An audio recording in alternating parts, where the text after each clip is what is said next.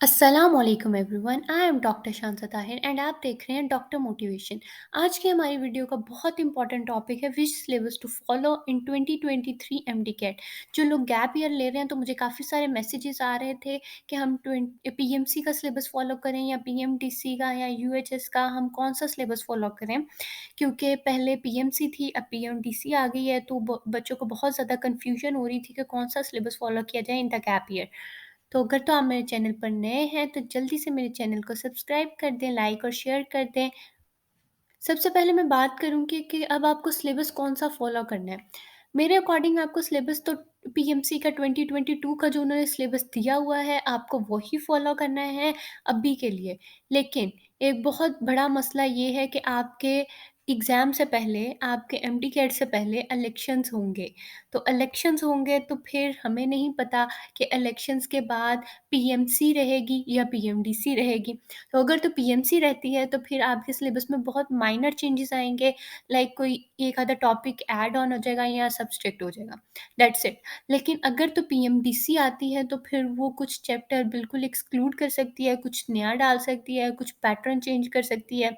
जैसे कि पिछले दिनों में वोकैब होती थी तो वोकैब बिल्कुल निकल गई थी, तो इस तरह का कोई मेजर चेंज आ सकता है ड्यू टू पीएमडीसी। अब हमारी मेजर बात आती है कि फिर हमें फ़ॉलो क्या करना चाहिए? What should we do then? ठीक है? तो मैं आपको रिकमेंड करूँगी कि आपका जो पीएमसी का 2022 का सिलेबस है, उसके अंदर हर चैप्टर के सिलेक्टिव टॉपिक्स दिए हुए हैं। तो आपको वो सिलेक्टिव टॉपिक्स करने की बजाय आप वो पूरा चैप्टर तैयार कर लें।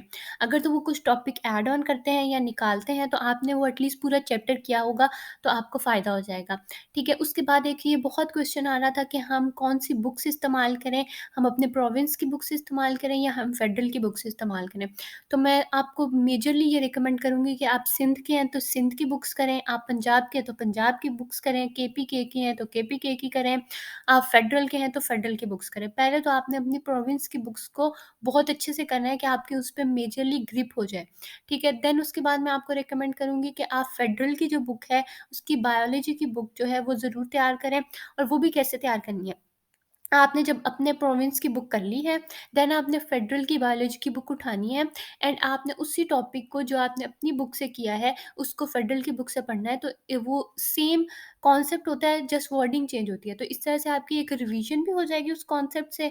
जब आप दोबारा फेडरल की बुक पढ़ेंगे और जो बातें आपकी बुक में नहीं लिखी हुई थी, आपने वो फेडरल की बुक से उठा के किसी स्टिकी नोट पे लिख के अपनी बुक पे पेस्ट कर लेनी है, या तो आपने एक अलग से रजिस्टर बना लेना है जिस पर आप वो सारी लिखती जाएँगे, ताकि आपको एट द एंड जब आप रिवीजन करने लगें तो आपको फेडरल की बुक दोबारा ना उठानी पड़े। आप जस्ट अपनी बुक पढ़ें और सिर्फ़ वो पॉइंट पढ़ें जो फेडरल में थे। नेक्स्ट पे बात आती है जिन लोगों ने एमडी कैट 2023 टॉप करने का सोचा हुआ है, लाइक उन्होंने बहुत अच्छे मार्क्स स्कोर करने हैं, 195 प्लस मार्क्स स्कोर करने का सोचा हुआ है, तो वो रिपीट कर रहे हैं। तो उनको मैं क्या रिकमेंड करूँगी? जो पिछली रिकमेंडेशन थी वो जस्ट नॉर्मल मार्क्स स्कोर करने के लिए थी। 185, 188, 186, दैट्स द नॉर्मल मार्क्स जो आपको एडमिशन के लिए चाहिए होते हैं। अब ये वो हैं जो 195 प्लस 195, 194 इतने स्कोर करना चाहते हैं, तो उन्होंने क्या करना है? आपने अपनी बायोलॉजी की पूरी बुक को तैयार करना है। आपने नहीं देखना कि पीएमसी के सिलेबस में क्या लिखा हुआ है और कौन-सा टॉपिक मेंशन किया हुआ है। आप अपनी बायो की पूरी बुक तैयार करेंगे। साथ में आप अपने प्रोविंस की बुक के अलावा फेडरल की बायो की बुक भी ज़रूर करेंगे। ये हो गया बायोलॉजी के लिए। फिज़िक्स के लिए आपको क्या करना है? फिज़िक्स के लिए आपको वही सिलेक्टिव टॉपिक्स करने हैं जो पीएमसी के सिलेबस में दिए हुए हैं। उसमें ज़्यादा मेजर चेंज नहीं आएगा। आपको जस्ट फ़ॉर्मूलाज़ बहुत अच्छे से आने चाहिए, आपका कॉन्सेप्ट बहुत अच्छा क्लियर होना चाहिए फिज़िक्स के टॉपिक्स पे, और आपने मैक्सिमम प्रैक्टिस करनी है न्यूमेरिकल्स की। देन हम आते हैं केमिस्ट्री पे। केमिस्ट्री के लिए आपको क्या करना है कि जो एक स्पेसिफिक चैप्टर में से उन्होंने स्पेसिफिक टॉपिक मेंशन किया हुआ है कि आपने ये करना है, तो आपने उस पूरे चैप्टर को गो थ्रू कर लेना है, आपने पूरा चैप्टर तैयार कर लेना है।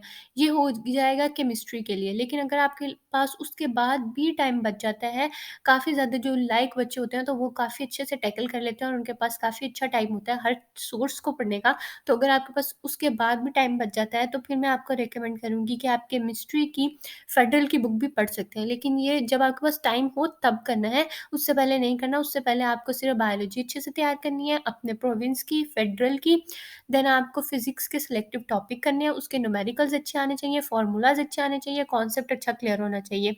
देन आपको केमिस्ट्री पे आना है। केमिस्ट्री के लिए आपको अपने प्रोविंस की बुक का पूरा चैप्टर तैयार करना है। पूरी बुक तैयार नहीं करनी, जो एक स्पेसिफिक टॉपिक उन्होंने चैप्टर के दिया हुआ है, आपने पूरा चैप्टर तैयार करना है। और अगर उसके बाद टाइम बचता है तो देन आप फेडरल की तरफ मूव कर सकते हैं। That is all for today. Thank you so much for watching. And अगर आपको मेरी वीडियो अच्छी लगी है तो जल्दी से लाइक कर दें, सब्सक्राइब कर दें एंड शेयर कर दें। Thank you so much.